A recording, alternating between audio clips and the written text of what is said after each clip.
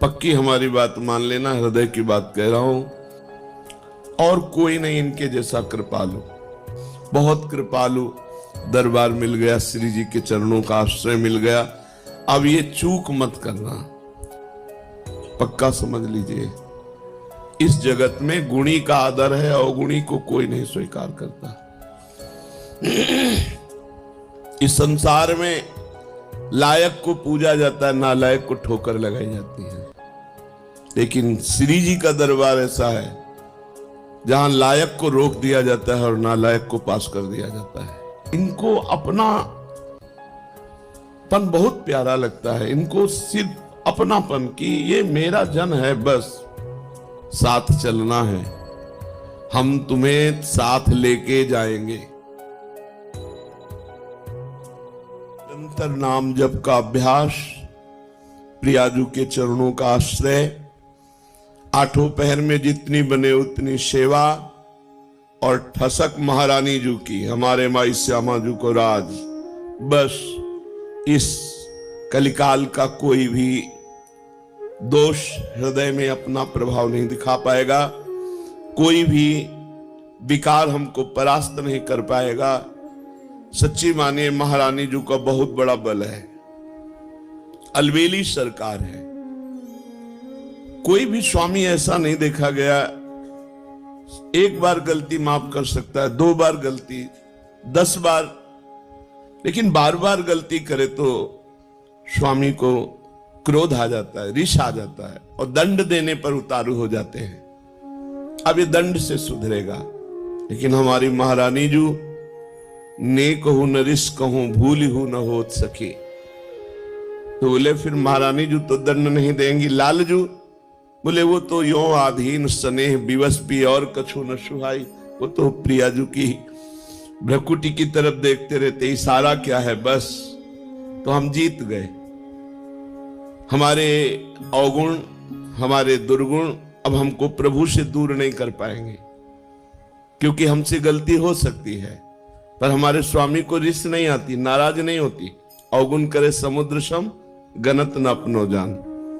सहज स्वभाव पर नवल किशोरी जू को मृदुता, दयालुता, कृपालुता की राशि है। ने कहूं न रिस कहूं, कभी नाराज नहीं होती, इतनी भूली। कान में श्री जी कह रही थी, काहे को रोवे, तो आशीर्वाद चाहिए, मैं दे तो रही हूं आशीर्वाद।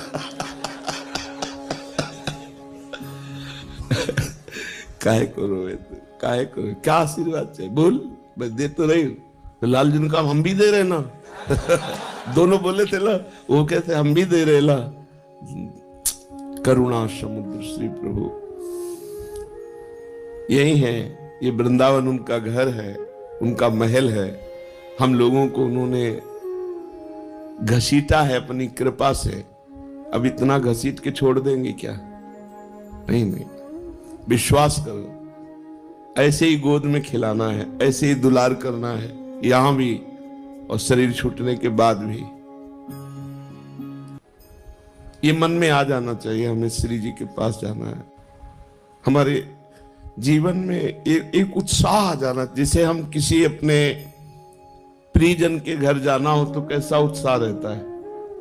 मुझे अमुक के जिनसे प्रेम है तो हमारा मन होता है ना कि हम उनके पास जाए। जैसे परदेश गया हुआ आदमी अपने घर में जाने के लिए कैसे तत्पर रहता है, ऐसे हमको दिन में कितनी बार याद आता है कि हमें प्रियाजू के पास जाना है, हमें अपने स्वामी जी के पास जाना है, हमें वृंदावन जाना है। बोले वृंदावन रहे तो अभी हम देख नहीं पा रहे ना, हमें वृंदावन जाना है, हमें प्रियाजू से मिलना है।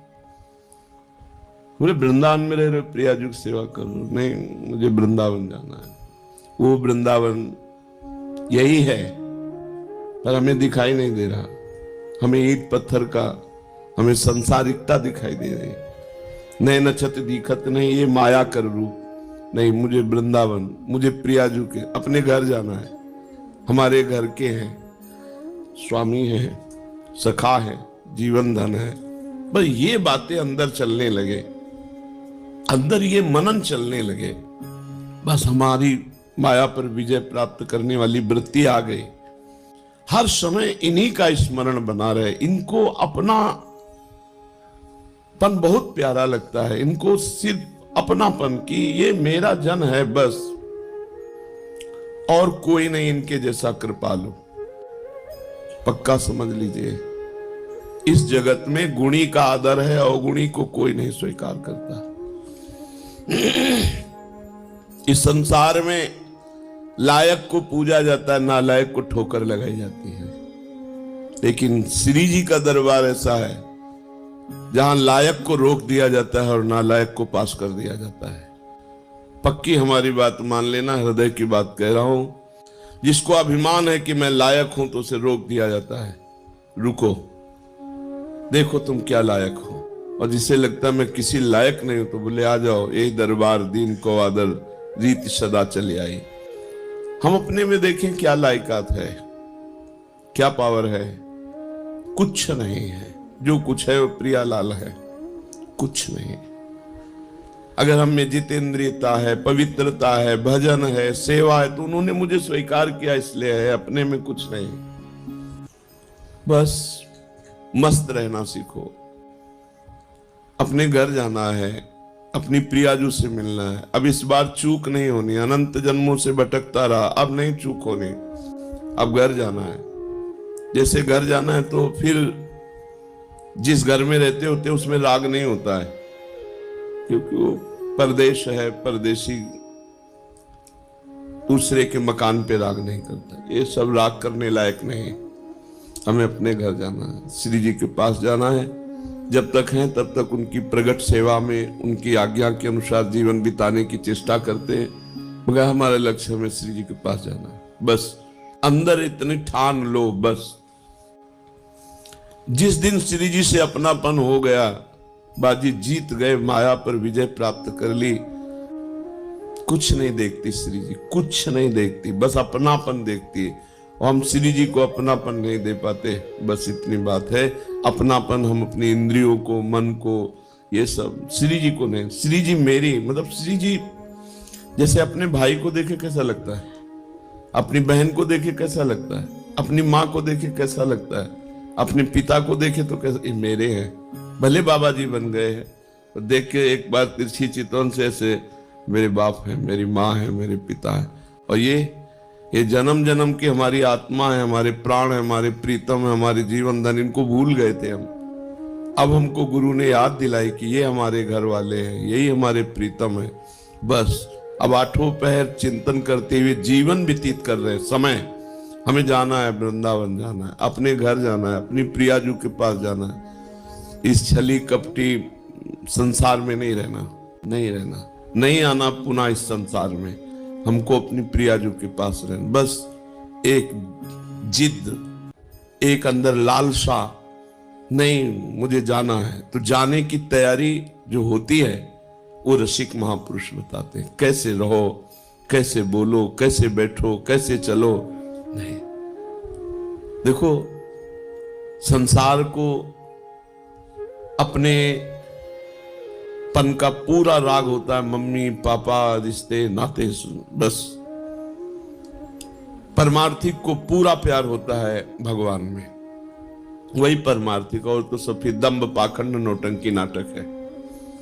पैसा कमाने का, वासनाओं की पूर्ति करने का, पेट भरने का हमने धंधा खोल लिया। फिर तो अगर प्रभु से प्यार नहीं, प्रभु से अपनापन नहीं, प्रभु की प्राप्ति की लगन नहीं, अगन नहीं, अंदर आग नहीं पैदा हुई, प्रभु के लिए जलन पैदा नहीं हुई, तो फिर क्या, फिर तो खाते पीते जीवन व्यतीत करते। पशु पक्षी भी है, अन्य योनियां भी है, अन्य जन भी है। परमार्थिक का एक ही लक्ष्य होता है, प्रभु। प्रभु की चर्चा, प्रभु का नाम, प्रभु के गुण, प्रभु के जन, प्रभु का कुछ भी, वो प्रभु में मगन। प्रभु के सिवा और कोई अपनापन नहीं दिखाई दे। ये अंदर की बात रखने, बाहर व्यवहार में तो सबसे हमें, सब जीवन सो प्रीति, तो परिवार की मिले चाहे बाहर की मिले, सबसे प्रीति दिखानी, लेकिन अंदर से प्रीति केवल प्रियाजू से हो। बहुत कृपालु दरबार मिल गया, श्री जी के चरणों का आश्रय मिल गया। अब ये चूक मत करना, ये इधर उधर झांकाता की, इधर उधर की बातें, कुमार्गगामी जो व्यक्ति हैं उनको हम साधक नहीं कहते हैं। ऐसे का संग न करे, मुख न देखे, गुरुद्रोही इष्टद्रोही का मुख न देखे। जो गुरु की अवहेलना कर दिया उसका मुख न देखे, उससे संभाषण न करे, तभी इस मार्ग में आगे। अगर ऐसे लोगों को मित्र बनाओगे, ऐसे उससे बात करोगे तो तुम भी भाग जाओगे, तुम्हारे अंदर भी मलिनता आ जाएगी, प्रतिकूलता। और ये जन्म मिला श्री जी से मिलने का। मान लो साथ चलना है, हम तुम्हें साथ लेके जाएंगे। कैसे? हमारा एक स्वरूप ये है जो तुम पांच भौतिक देख रहे हो, एक स्वरूप है जो तुम्हारे हृदय में बैठा है, जिसे तुमने गुरु माना है। वो तुम्हें जीवन मुक्त बना के लेके ही जाएगा, वो नहीं जाएगा कहीं। ये स्वरूप तो ढनक सकता है आज भी, कल भी, कभी भी, लेकिन जो तुमने गुरु माना तुम्हारे हृदय में है जो भाव, वो भाव रूपी गुरु तुम्हें महाभाव में पहुंचा कर ही ले जाएगा। ये हमने बड़े महापुरुषों से, श्री एकनाथ जी महाराज अपनी भागवत में कहते हैं कि जिसने भाव से गुरु बना लिया तो गुरु का बाह्य शरीर तो पंचभौतिक है, वो तो क्षीण हो जाएगा, लेकिन गुरु का भाव दे शिष्य को जीवन मुक्त बना के ही मुक्त होगा, चाहे जितने जन्म लगे। अब तो नजदीक आ चुके हो, जन्म की तो कोई बात ही नहीं रह गई, क्योंकि धाम में यहाँ वास कर रहे हैं, प्रियाजू के नजदीक हर समय उनकी परिचर्या में। अब तो हमें जाना ही प्रिया, बस आपको ठान लेना है मुझे प्रियाजू के पास जाना है। और ये जहां ठाना तो आपके पास माया अपने ऑफर भेजने लगेगी, ये भोग भोग लो, ये मकान ले लो, ये ले लो, ये ले लो, बस नष्ट हो गए आप।